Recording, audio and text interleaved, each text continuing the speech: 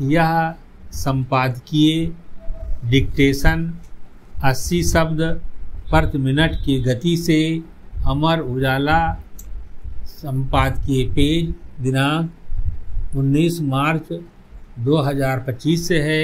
यदि यह आपको अच्छा लगे तो लाइक, शेयर और सब्सक्राइब अवश्य करें। रेडी।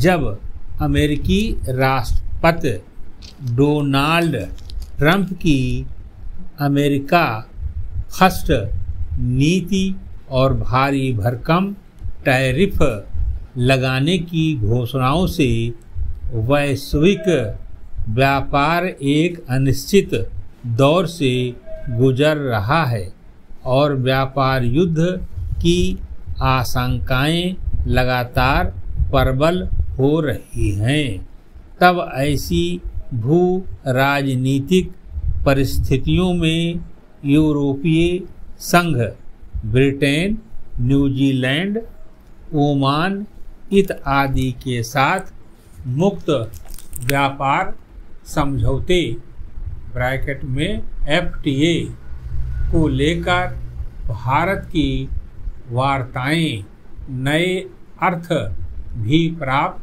कर रही हैं। भारत लंबे समय से इन व्यापार वार्ताओं में सावधानीपूर्वक कदम रखता रहा है। व्यापार घाटे की आशंका और घरेलू उद्योगों पर दबाव के चलते भारत कई बार समझौतों से पीछे भी हटा है, जैसा कि क्षेत्रीय व्यापक आर्थिक भागीदारी ब्रैकेट में RCEP के साथ हुआ था।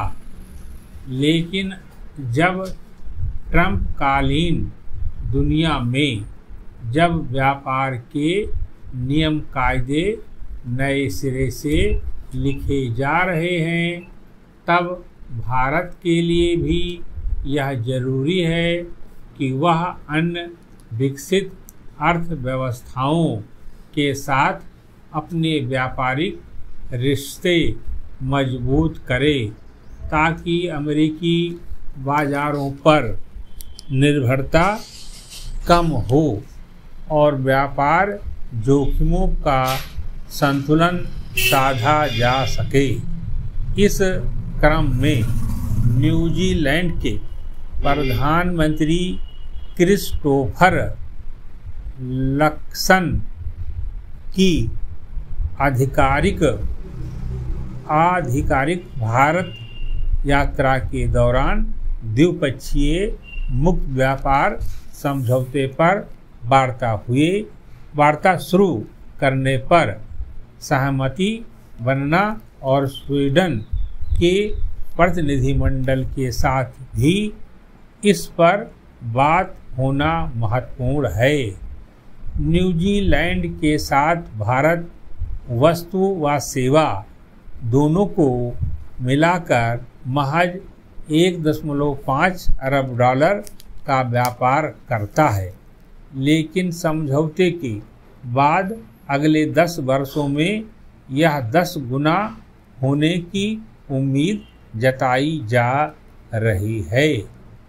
ब्रिटेन और ओमान के साथ मुक्त व्यापार समझौते को लेकर भारत की वार्ता चल रही है और जल्द ही रूस, हंगरी, नॉर्वे, पेरू, ग्वाटेमाला और चिली के साथ भी ऐसी वार्ता शुरू होने की उम्मीद है।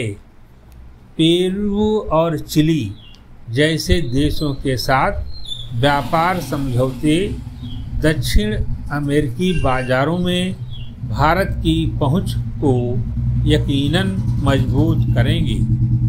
दूसरी तरफ यूरोपीय संघ के साथ मुक्त व्यापार समझौते पर बातचीत फिर से शुरू होना इस लिहाज से महत्वपूर्ण है कि यह भारत का सबसे बड़ा व्यापारिक साझेदार है। अमेरिका व चीन इसके बाद आते हैं। दरअसल यूरोपीय संघ के साथ व्यापार समझौते पर चर्चा करीब 1.5 दशक पुरानी है, जो पिछले 1 दशक में दोनों पक्षों के बीच व्यापार के करीब 90% बढ़ने के बावजूद कई मुद्दों पर पारस्परिक सहमति न बन पाने की वजह से अब तक अंतिम रूप नहीं ले सकी है। 2 अप्रैल से पारस्परिक टैरिफ लागू करने पर अभी भले ही संशय व्यक्त किया जा रहा हो, लेकिन वैश्विक व्यापार व्यवस्था में अस्थिरता के इस दौर में भारत के लिए जरूरी है कि वह अपनी व्यापार नीति में संतुलन और दृढ़ता का तालमेल तलाशे। संरक्षणवाद के बढ़ते संकेतों के बीच विवेकपूर्ण, पारदर्शी और रणनीतिक व्यापार समझौते भारत को वैश्विक व्यापार में मजबूती से स्थापित कर सकेंगे। समाप्त।